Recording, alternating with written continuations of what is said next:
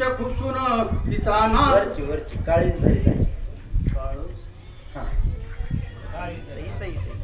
ठीक आहे. काळीज धरिताची रोकडे क्रोचा डोळे गडबडे सगळे गिळून केले कुंडे हाती बावंडे वानर.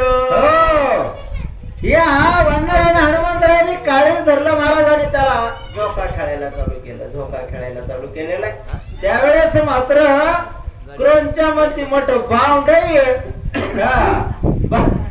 लहाना लेकरू काकाला घ्यावा आणि तिनं नथनीला हात घालावा है का ना अशी गत केली यानं. आणि मग मात्र क्रोंच्या गडबडा त्या ठिकाणी लोळू लागलेली आहे. काय होत आहे वानर नाटळीचे जाती परी जाऊन ते बसले पित्ती ओखद खावयाची उत्पत्ती केली आईनी ते ऐका. हे वानर असणार एक छोटा आहे परंतु कुठं गेलं पित्ताच्या ठिकाणी जिथं पित्त तयार होत त्या ठिकाणी गेलं. आता आणखीन असणार काय केलं पुढे आहे का लिंबाची शतानुशत झाडे खसखसा रगडी तसे दाडे सुदोळ की हनुमंत पुढे तेने तवडे उदरात. आता ही बाई राक्षसनीच महाराज लिंबाचे शतानुशत झाडे कडू खावा म्हणली पित्त वाढलं है का नाही. खाताने कळत नाही पित्त वाढलं. काय खावं हे कळालं पाहिजे. शरीरामध्ये काय खावं सात्विक अन्न जर खाल्लं तर त्याचे विचार सात्विक बनत असतात महाराज. अन्न हे परब्रह्मच आहे परंतु सात्विक अन्न जर खाल्लं नामस्मरण करून जे अन्न तयार केलं ते जर खाल्लं तर सात्विक वृत्ती तयार होते. आता ही शतानुशेत असणारे लिंबाचे झाड असणारे त्या ठिकाणी चावू लागलेले हनुमंतराय काय करतात उदरी वाहन रावळता कैसा पावे ब्रह्मव्यता तिच्या करावया निज घाता बुद्धी हनुमंता आठवली. आता एवढं कडू चाललं महाराज पोटामध्ये आहे का नाही. आणि मग आता हनुमंतराय म्हणतात हे पित्त वाढलं म्हणून काय बी खायले आता हिचा काय घात करावा विचार करतात. उच्च वाढवणी वानरे कंठी सुदरी पुचाग्रे तेने ते खोकुनी गजरे मग ओकारी सुटली. हनुमंतरायाने विचार केला हिला आणखी थोडा चमत्कार दाखवावाच है का नाही. दाखविलाच पाहिजे. सुनानं चमत्कार दाखविल्या बरोबर 2 पावलं माग हाकतय का नाही माणूस. तस मला अनुभव नाही आणखी. हनुमंतरायाने महाराज शिफ्टी असणारी आपली वळवली त्या क्रोंच्या राक्षसनीच्या नरड्यापर्यंत आणलेली आहे. नरड्यापर्यंत आणल्याबरोबर खोकू लागली राक्षसने. खोकू त्या ठिकाणी असणारी जाम होऊ लागली आहे. काय होतंय पुढे देता ओंकारे मागे आधो वातसरे गांजू आदरले वानरे हागी ओकारे लागले.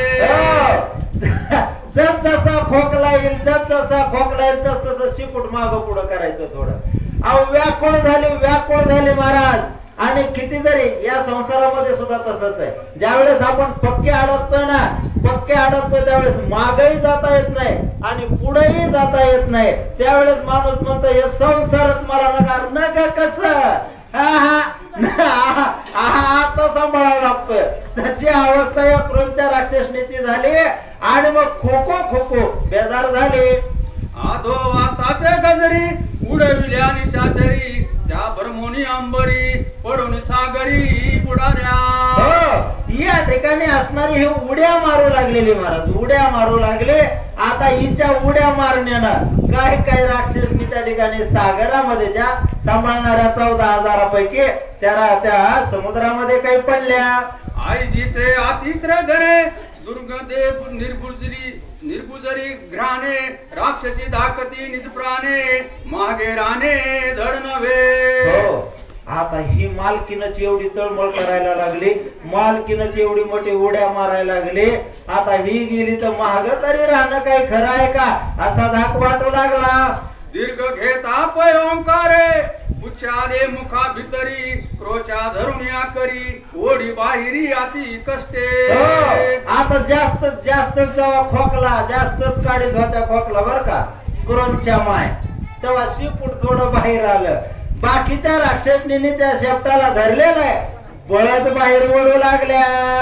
ओढा घे झडकरी ओढती 10 नारी तव ते ओढून तिळवरी शतशस्त्री ओढिता. आदेश दिला महाराज हे पुत्या करणार इकडे या म्हणले इकडे या. हे शेपटाला धरा याला असणार बाहेर पित्त बाहेर निघाले. याला धरा शताणू शत राक्षसने आणि त्याला धरून ओढू लागल्या.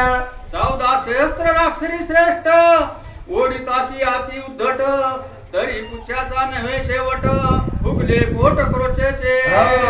14,000 राक्षसनी त्या ठिकाणी आल्या महाराज. 14,000 सगळ्यात असणाऱ्या त्या शेपटाला धरलेल्या ओढू लागल्या, परंतु ते काही ओढत नाहीये. गळ्यात मात्र श्वास घेता येईना या क्रोंच्या राक्षसनीला. त्यावेळेस मात्र असणार हिचं पोट हळूहळू फुगू लागले. काय होतंय? पहिले सामान्य दिसे वानर उदरी वाढले अति थोर न लभे पुच्छाचा परपार येर शरीर कोण जाणे. एक म्हणाली बाहेर होत तर बारीक दिसत होत, लय बारीक होत.